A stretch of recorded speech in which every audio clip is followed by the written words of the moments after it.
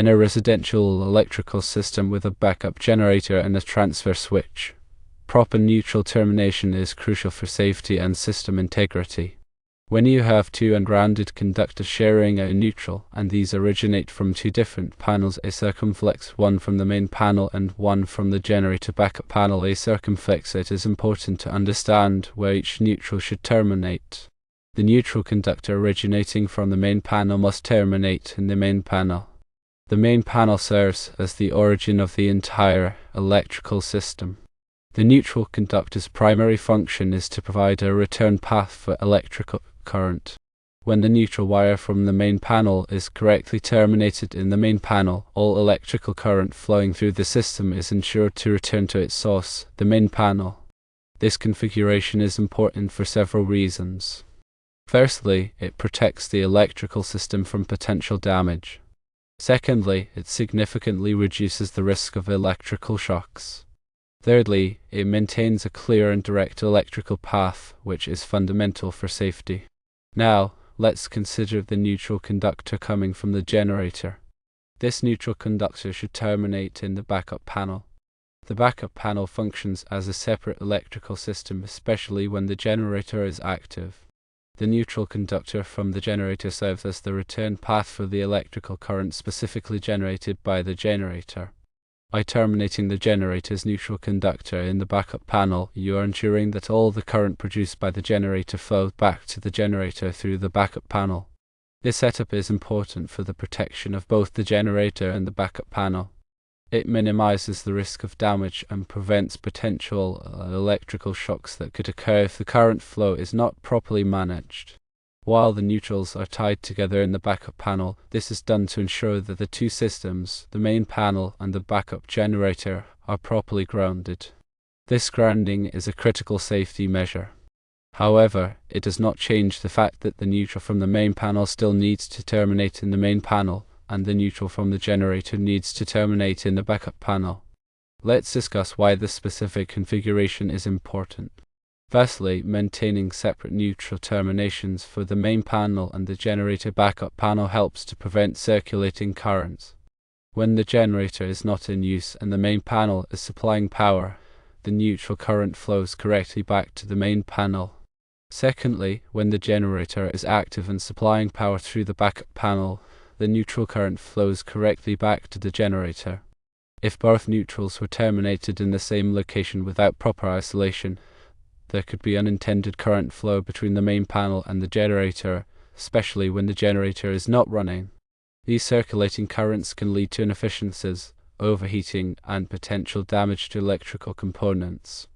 A correct termination of neutral conductors is essential for preventing ground loops.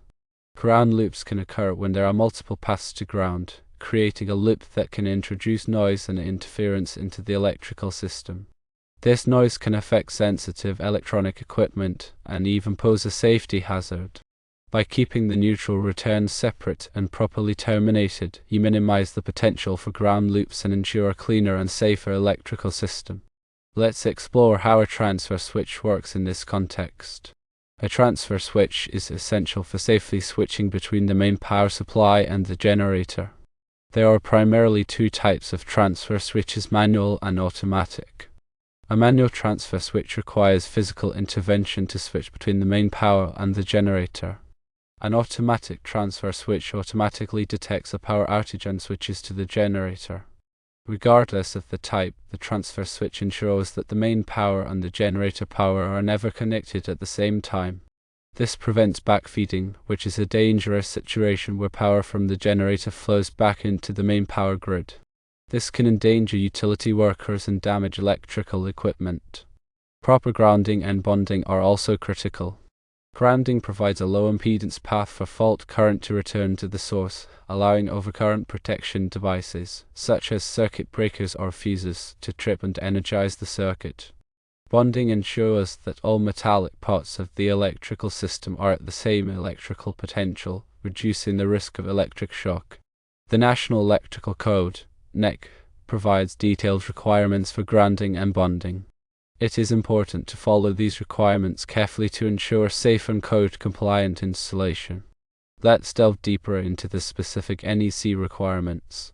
While I cannot provide specific NEC table numbers without more context, you should always consult the latest edition of the NEC for the most up-to-date information. NEC Article 250 covers grounding and bonding requirements. It outlines the requirements for grounding electrode systems, equipment grounding conductors, and bonding of metal enclosures. For example, NEC Section 250.24c addresses the grounding of the neutral conductor at the service equipment. It specifies that the neutral conductor must be connected to a grounding electrode system, which typically includes a ground rod, a ground drain, or a connection to a metal water pipe. NEC Section 250.30 covers grounding requirements for separately derived systems, such as generators. It specifies that the neutral conductor of the generator must be grounded at the generator or at the first disconnecting means. The size of the grounding and bonding conductors is also important. NEC Table 250.122 provides guidance on the minimum size of equipment grounding conductors based on the rating of the overcurrent protection device. For example, if you have a 20 amp circuit, the minimum size of the equipment grounding conductor is typically 12 AWG copper. For a 60 amp circuit, the minimum size is typically 10 AWG copper. It is important to note that these are just examples, and you should always consult the NEC for the specific requirements for your installation. Let's explore some common mistakes to avoid when working with neutral conductors and generators. Firstly, never connect the neutral conductor from the generator directly to the neutral conductor from the main panel without a transfer switch. This can create a dangerous situation where power from the generator backfeeds into the main power grid. Secondly, never assume that the neutral conductor is always at 0 volts. The neutral conductor can carry current, especially in unbalanced circuits. Always use a voltmeter to verify that the neutral conductor is at 0 volts before working on it. Thirdly, never overload the generator.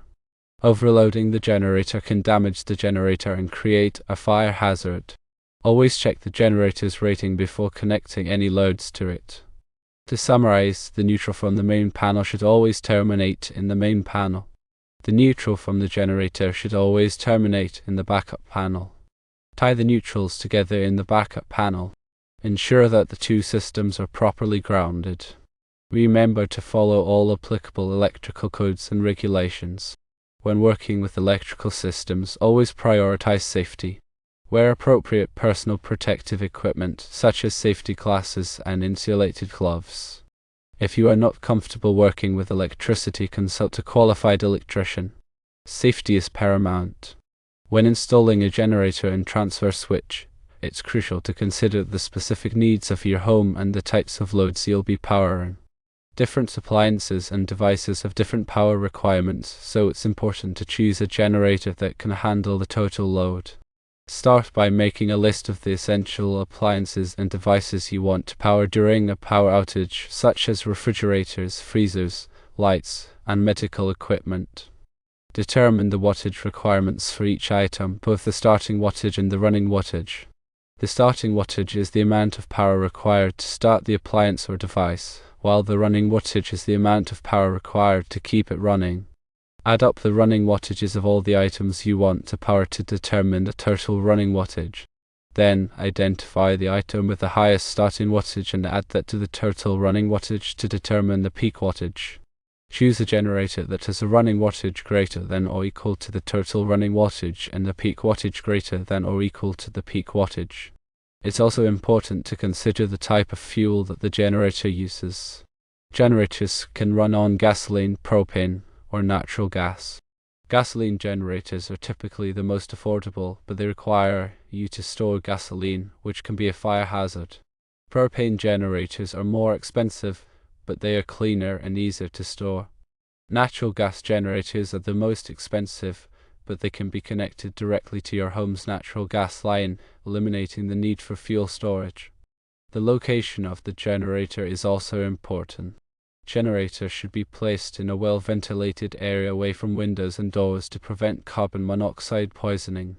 They should also be protected from the weather to prevent damage. Regular maintenance is essential for keeping your generator in good working condition. Follow the manufacturer's recommendations for oil changes, filter replacements, and spark plug cleaning. Store the generator in a dry place when not in use. Consider investing in a whole house surge protector. A whole house surge protector can protect your electrical system and appliances from power surges, which can be caused by lightning strikes or other electrical disturbances. It is installed at the main electrical panel and provides surge protection for all the circuits in your home. When selecting a surge protector, look for one that has a high surge current rating and a low clamping voltage.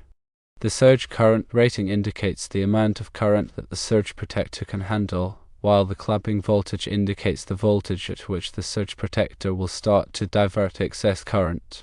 The lower the clamping voltage, the better the protection. Also, be aware of local codes and regulations related to generator installations. Many jurisdictions require permits for generator installations and have specific requirements for wiring, grounding, and ventilation. Consult with your local building department to ensure that your installation is code compliant. Consider the noise level of the generator. Generators can be noisy, so it's important to choose one that is relatively quiet, especially if you live in a densely populated area. Look for generators that have noise reduction features such as mufflers and enclosures. You can also build a soundproof enclosure around the generator to further reduce the noise level. In summary, when dealing with generators and neutral terminations, safety is the utmost priority. Following the NEC guidelines, employing appropriate grounding and bonding techniques, using transfer switches correctly, and performing routine maintenance are vital steps. Taking these precautions and seeking advice from a qualified electrician will help ensure a safe and reliable backup power system.